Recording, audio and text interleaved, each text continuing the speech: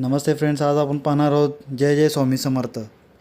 एकनाथ मनातल्या मनात म्हणत असतो, माझे स्वामी परत आले, पण परत असं सोडून जाऊ नका स्वामी. स्वामी म्हणतात, एकनाथा आजचा आरतीचा मान तुझा. एकनाथ म्हणतो, स्वामी आज मला हा मान देऊन उत्कृत केलेत. एकनाथ आता स्वामींची आरती करतो. स्वामी म्हणतात, एकनाथा जीवन 2 दिवसाचं आहे. एक दिवस तुमच्या बाजूने तर एक दिवस तुमच्या विरुद्ध. जर दिवस तुमच्या बाजूने असेल तर गर्व बाळगू नका, आणि जेव्हा दिवस तुमच्या विरुद्ध असेल तर संयम ठेवा. काय रे एकनाथा, काय कळतंय का? एकनाथ म्हणतो, हो स्वामी, संयम हवा. एकनाथ स्वामींना नैवेद्य दाखवतो. आता इकडं जमुना म्हणते, मल्हारराव ऐका, आमचं अजूनही वेळ गेलेली नाही आहे. तुम्ही तुमचा हट्ट सोडावा अशी आमची नम्र आहे. राजकुमारी म्हणते, हो आबासाहेब, जर स्वामी आजोबा बडोद्याला आले तर अक्कलकोट पर्क होईल. जमुना म्हणते, हो तुम्ही स्वामींना पळवून नेत होता त्याबद्दल तुम्ही स्वामींना क्षमा मागा आणि आपण इथून लगेच निघून जाऊया. महाराज म्हणतात, आम्हाला अक्कल शिकवू नका, मुकाट्याने आमच्यासोबत चला. हे सर्व स्वामींपाशी येतात. एकनाथ म्हणतो, हा कशाला आला आहे ते? महाराज म्हणतो, स्वामी मी आपल्याला बहुमूल्य वस्तू आणि दागिने भेट म्हणून आणले आहेत.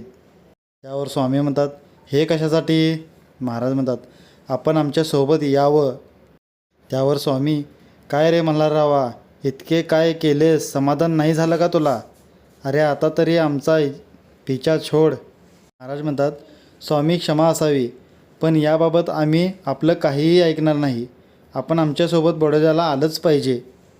आम्ही आमचा सारा खजिनाही तुमच्यासमोर रिता करायला तयार आहोत. अजून काहीही मागा, आम्ही तेही देऊ. स्वामी म्हणतात, बेडी ठोका, बेडी ठोका, बेडी ठोका. आता महाराजांना पत्र येते की त्यांनी बडोद्यात लवकर यावं. महाराज आता घाबरतात आणि म्हणतात, हे कसे झाले स्वामी?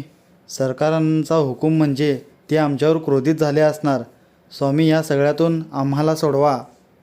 स्वामी म्हणतात, याबाबत आता आम्ही काहीही करू शकत नाही. आम्ही खूप वेळा तुला समज देण्याचा प्रयत्न केला, पण तू तुझा हट्ट सोडला नाहीस. आम्ही सुरुवातीलाच तुला नारायण रूपात दर्शन दिलं, पण तरीसुद्धा तुला कळलं नाही. अरे तू आधी केलेलं सर्व आम्ही माफ करू, आणि आज तू आम्हाला दागिन्यांचा मोह दाखवतोस.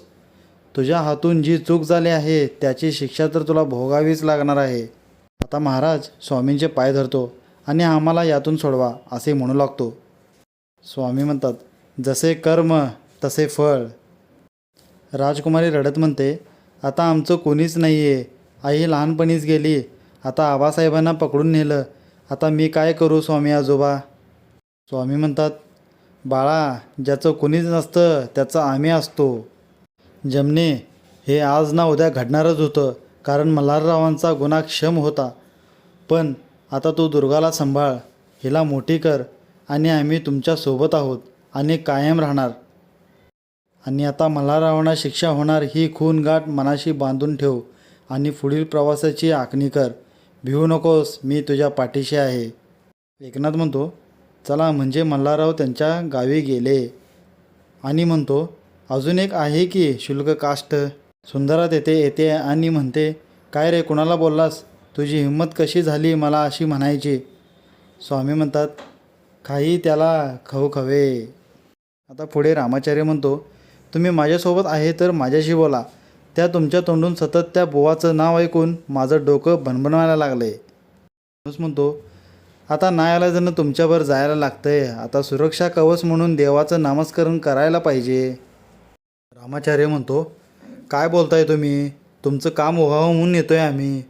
तो माणूस म्हणतो, पैसे मोजलेत दाजेबा सरकारांनी, तुम्ही म्हणून येताय.